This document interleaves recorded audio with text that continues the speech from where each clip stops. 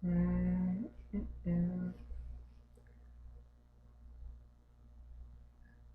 ho. Hello, hello. We're getting connected. All right. I love it. I love it.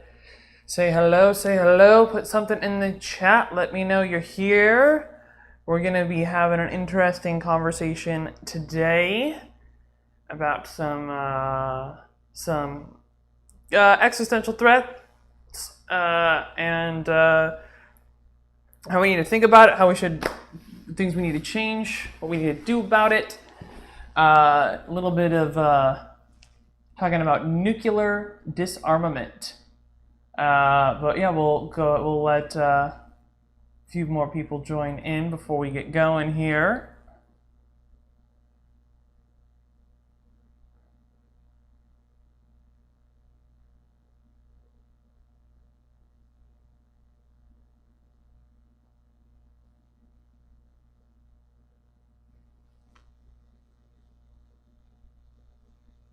Up and at it today, man.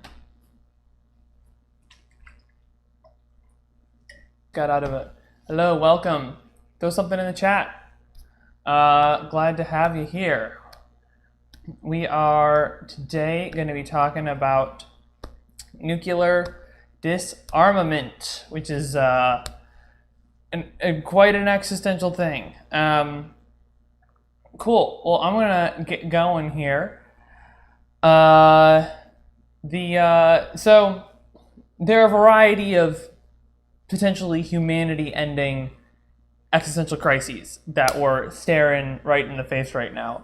Of course, the one that's on everybody's mind is climate change, which is absolutely an existential crisis, and I just continue to think about the importance of all the things we can do in that space.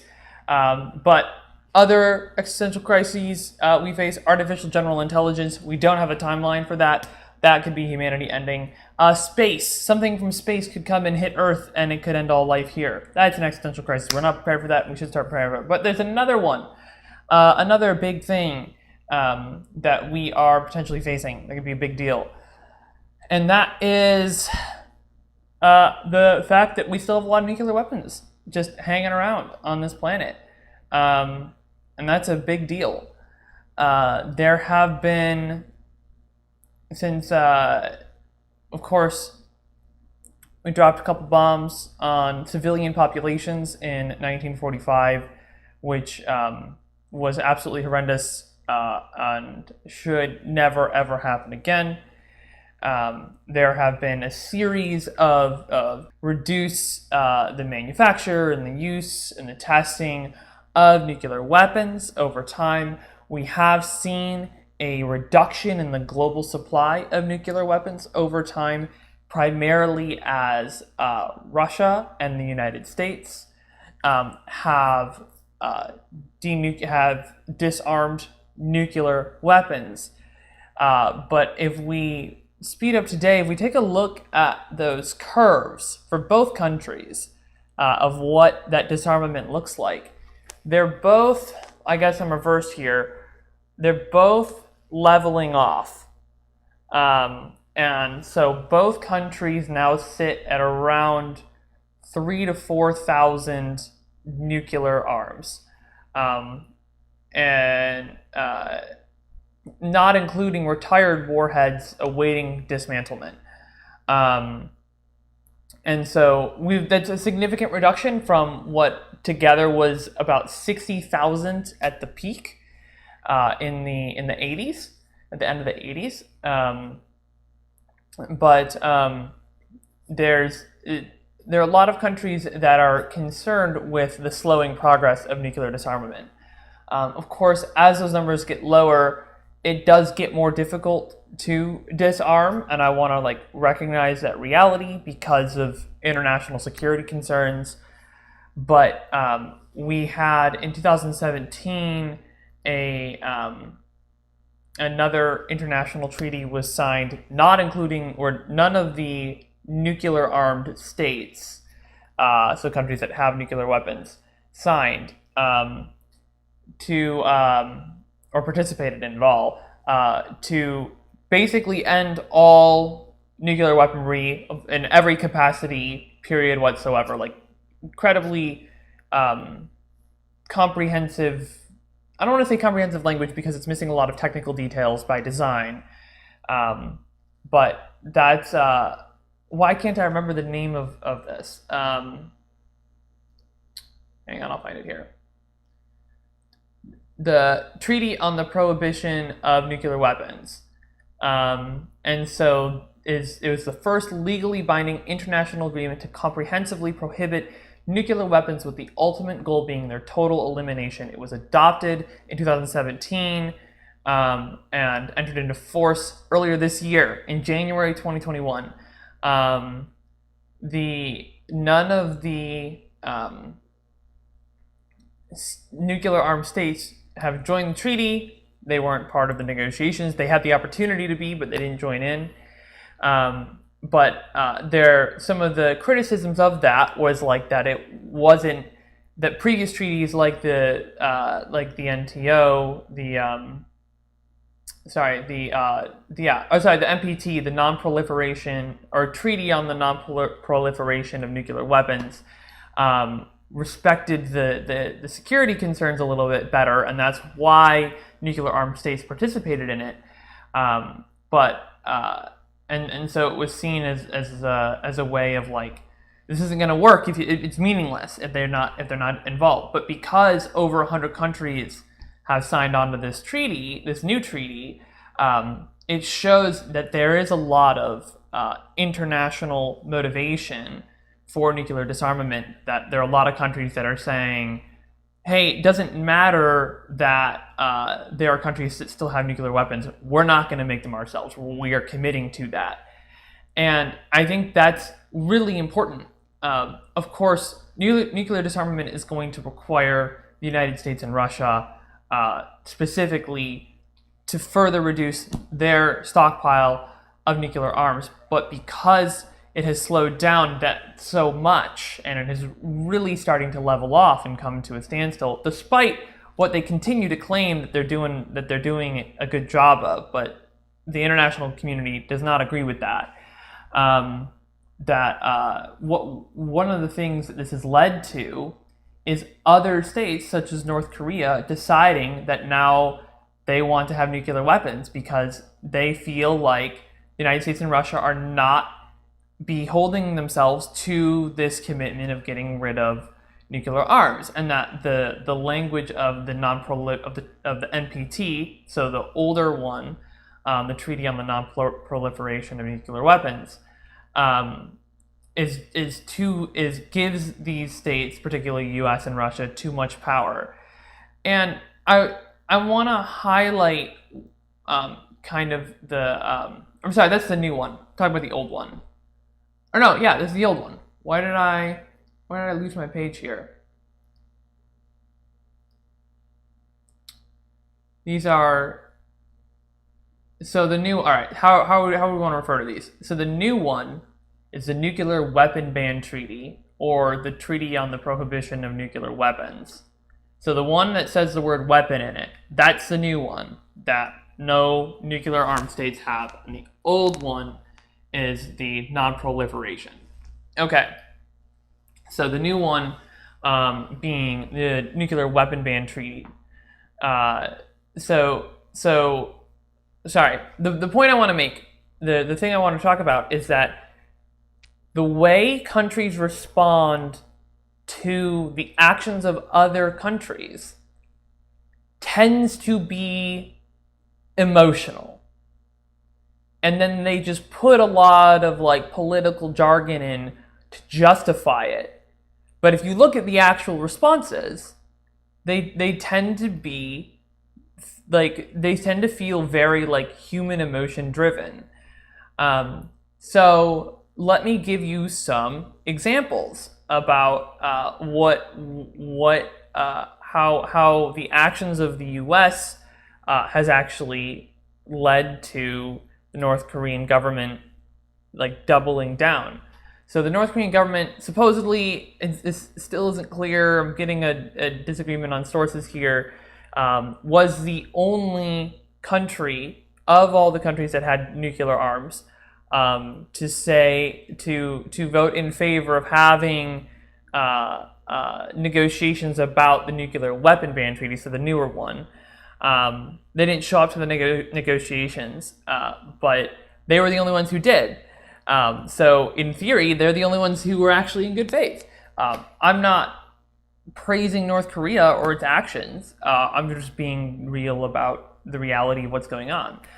But if we take a look at Libya as an example here, so Libya signed the older one, the Nuclear Non-Proliferation Treaty, and was subject to these international safeguards and inspections, but then undertook a secret nuclear weapons development program in violation of the obligations that it made from signing on to the Non-Proliferation Treaty.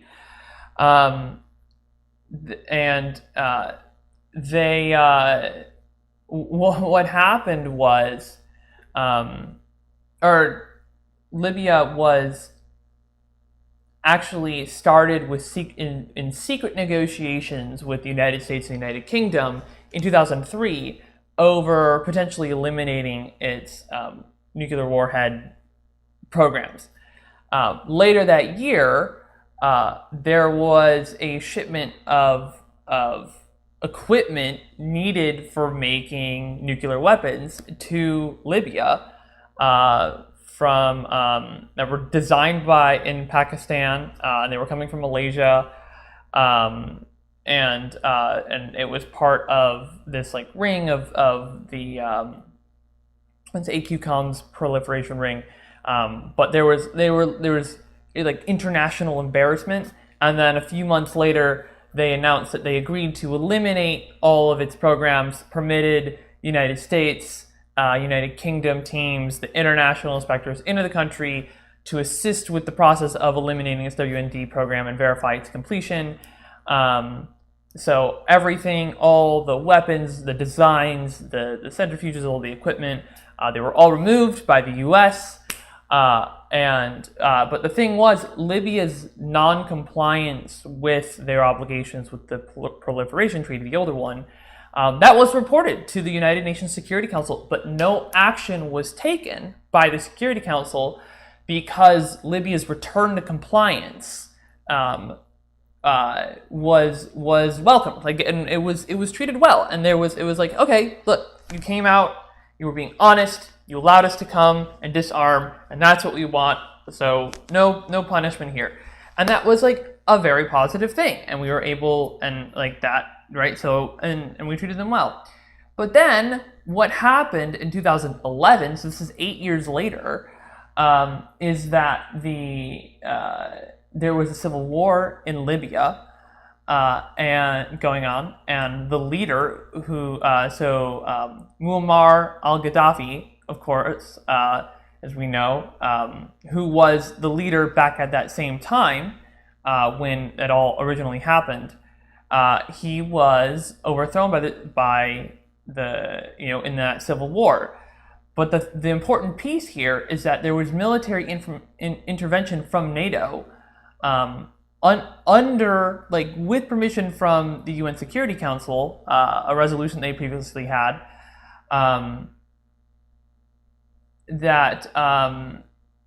so basically NATO interfered with the civil war to boost the rebel side to take down Gaddafi, 8 years after agreeing to disarm and allowing that to happen.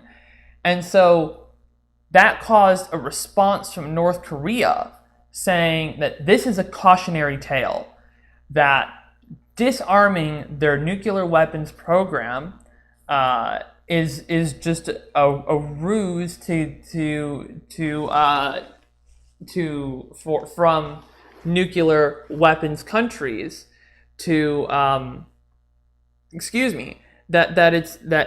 to intervene in other ways, right? The nuclear weapon is considered as a deterrent, which is the whole issue. That's the whole controversy around this, is this word deterrent of nuclear weapons are still used in military planning as considered as deterrents and important parts of it. and that there's this other issue of the haves and the have-nots. Countries that have nuclear weapons and countries that do not have nuclear weapons. One of the problems is like there's very little gray area here. Countries either have nuclear weapons or they don't have nuclear weapons. The only gray area example that we have is Libya, where they were trying to make them and it never happened. But there was, or where you're making your first ones, I should say that's the only gray area. But and that's real. It's not like some cultural BS of like you like one. Just because I like one song from this band doesn't mean I'm a huge fan of this band. Like, no, this is real. If you have even just one nuclear weapon, you are in a nuclear weapon state. There's no way around that. And so, like I said, when I was talking earlier about countries responding emotionally, that's what North Korea did, right? Like if you just think about human interaction, like this feels like an emotional response. And it's not the first time. North Korea, the whole when they started, so what happened was North Korea also signed on to the non-proliferation treaty, the older one, but then the U.S. Alleged that they had an enriched uranium weapons program, which we later found out was based on bad intelligence.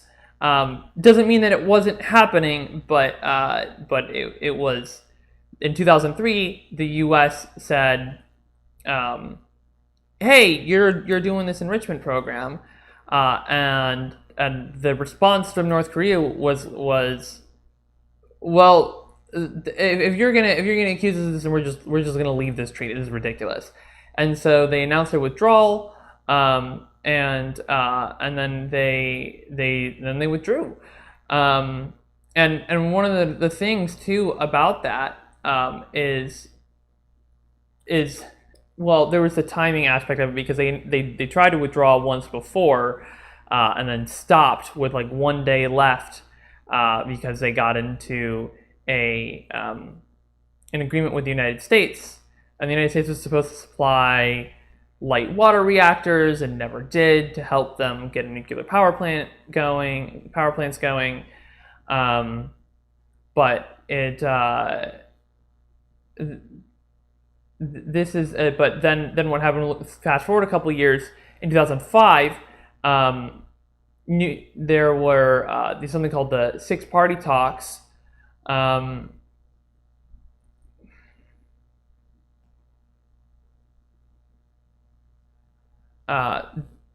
There was the six-party talk, so that was, I believe, a Southeast Asia thing about disarming, that was hosted by China to find a diplomatic solution to the issue.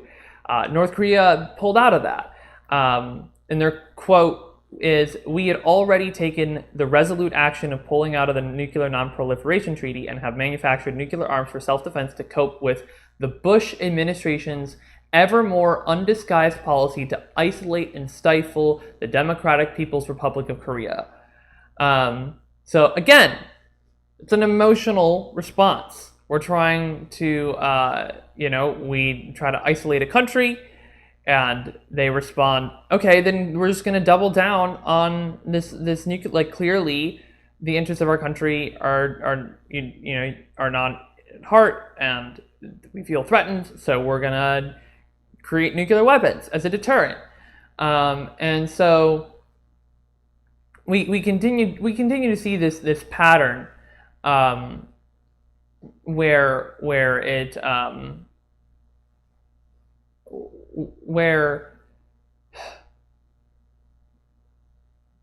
and if we just look at like history, we look at like that you can pretend that leaders are thinking this stuff through, but the reaction is always going to be the same as the same kind of stuff we talk about with people, about like, hey, if you want somebody to stop doing something, you can't just like go yell at them or whatever. Like, they will respond to your actions, and if a diplomatic solution is the right way, but if you break that trust, you can run into problems. And the United States and Russia has absolutely, I personally believe, broken the trust of the world by slowing down its nuclear disarmament, which it has. You can look at the graph. How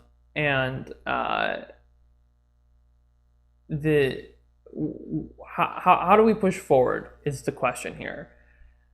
I think we do need to speed up, of course, along with Russia, we do need to speed up disarmament. And we need to be very reasonable with these other countries that are trying to hold on to nuclear weapons as a deterrent. We saw some similar things happening in Iran as well. About like allegations and what's going on with it, and we've seen that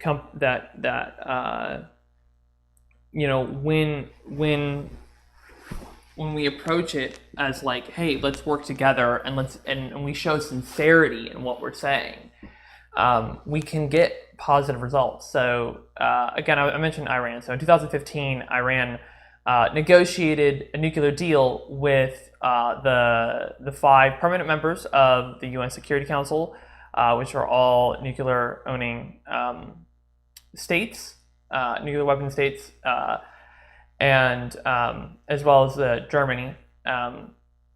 And basically, what they did is they allowed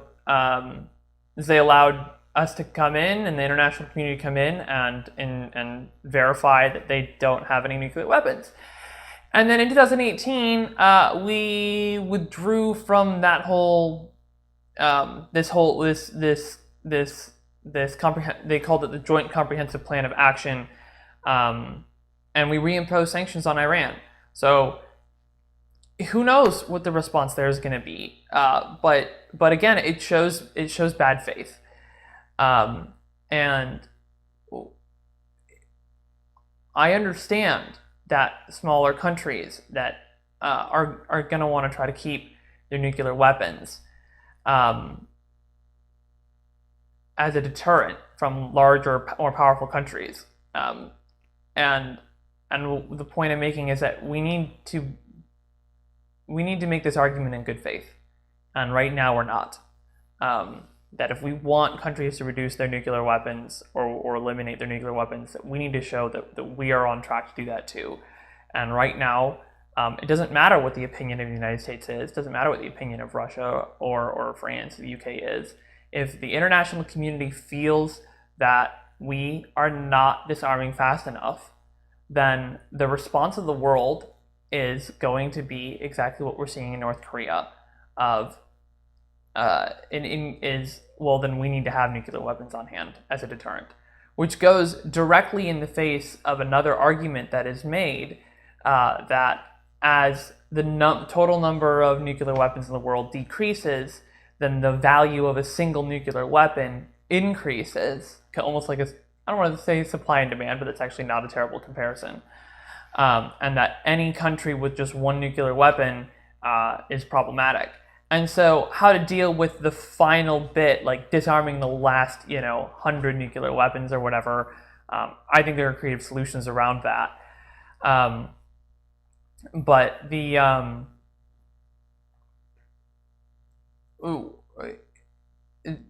what we've seen is not this calculated military, like, political action. What we've seen is an emotional response.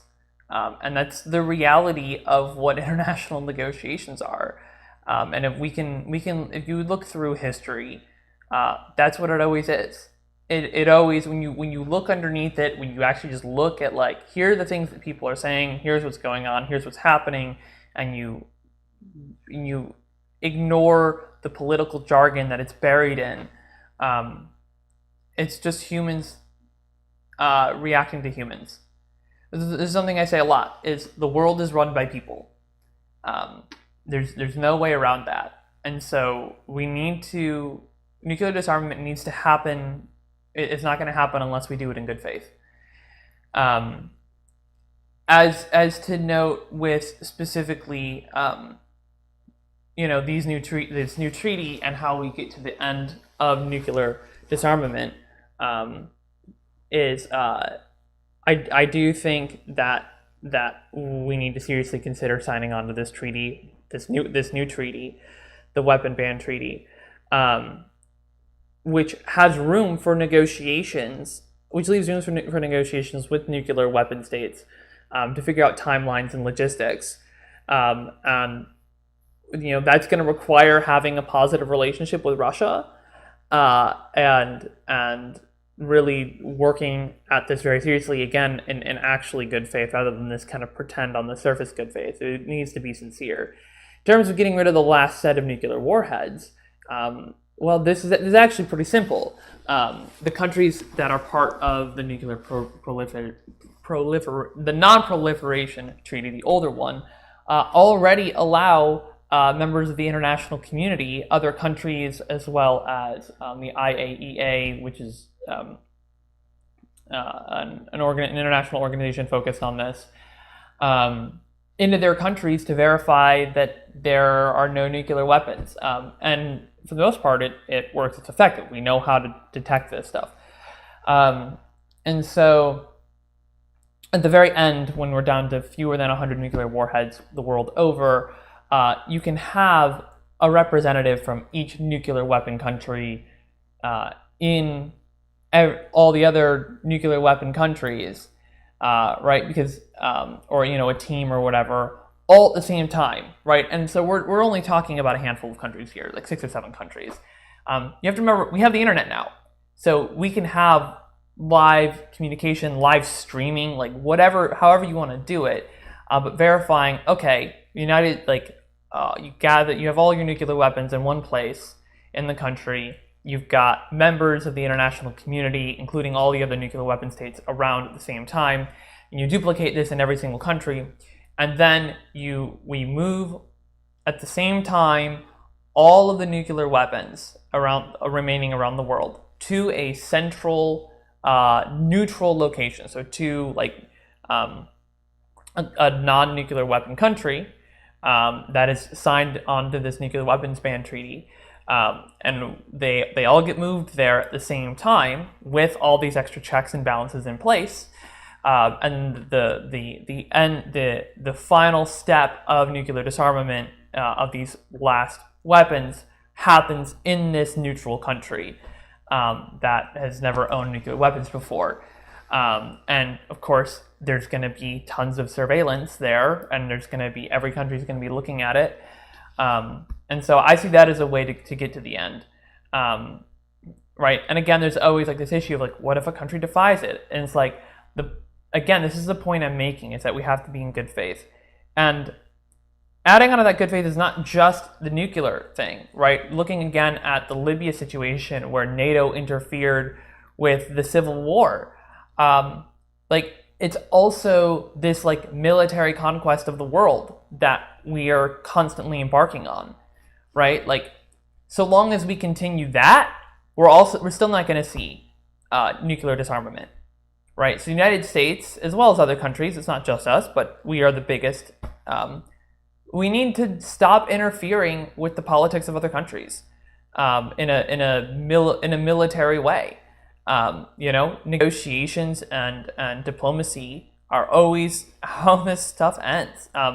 We've seen in Afghanistan right now that this is the whole conversation that there was no winning, there never was, and it's just delayed the inevitable, and it's is it problematic in a whole variety of ways? Of course it is, but this is what we need to do. I'm saying as awful as it sounds, this needed to happen.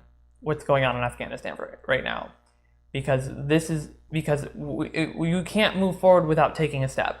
And does this feel like a step back? Yes and no. There was no way forward without going through this, and now this opens up for the next step after this. What is it going to be? I don't know. but the international community at least has an opportunity to do something different, and in good faith. And so another thing that we're going to have to do as the United States to reach nuclear disarmament is to stop messing with the governments of other countries in a militaristic way. It's ridiculous. And again, we're not the only country that needs to stop doing that, but we are the biggest. We are the country who interferes the most. So part of nuclear disarmament is going to require us to demilitarize around the world, which goes hand in hand with other things I've talked about shifting the focus of our military from war to domestic civil service. There's a certain degree of look, this idea of we're fixing the world's problems, as we've seen in Afghanistan. No, we're not. It's not working. It doesn't work for the most part. And we need to stop pretending like it is, and we need to stop pretending like it doesn't cause more problems. And so we look. I get it, human rights, but we got to zoom out and we got to look at how do we actually get there, because otherwise we're just going to continue to be stuck in these endless cycles. And so nuclear disarmament feels like another endless war, and so nuclear disarmament needs to happen. It's incredibly important. And of course, this comes back to sustained. This is the same argument I make with climate change. It's going to require sustained action from wealthy governments. And in order to get wealthy government, and in order to make that happen, that requires a government that is representative of the people and its interests are aligned with that of the people. And so that's going to require voting method reform. It's going to require government accountability. It's going to require people to have their full potential unlocked, so pulling them out of poverty, removing their scarcity mentality, and it's going to require directly addressing division by separating news and opinion, applying fairness doctrine to opinion, and decoupling press from the profit motive. Journalism vouchers being my favorite of several ways to make that happen. These are the core foundations, the pillars of my platform to get there. So this is, it always comes back to the platform, or the pillars of my platform. But nuclear disarmament is incredibly important. It really is it's a potential great filter. It is potentially civilization ending. There's no two ways about it. And the longer we have it, the more dangerous it gets. And a world without nuclear weapons is possible. And we can get to a world where we're never going to have nuclear weapons again. We can get there. We absolutely can. So I've been talking long enough. There's a lot going on with this. I mean, there's a lot of context to have with this issue. But it's really important. At the end of the day, it just comes down to, getting nuclear disarmament has drew some of the largest civilian movements in the world. There was a protest with 1 million people in Central Park to get the U.S. to disarm.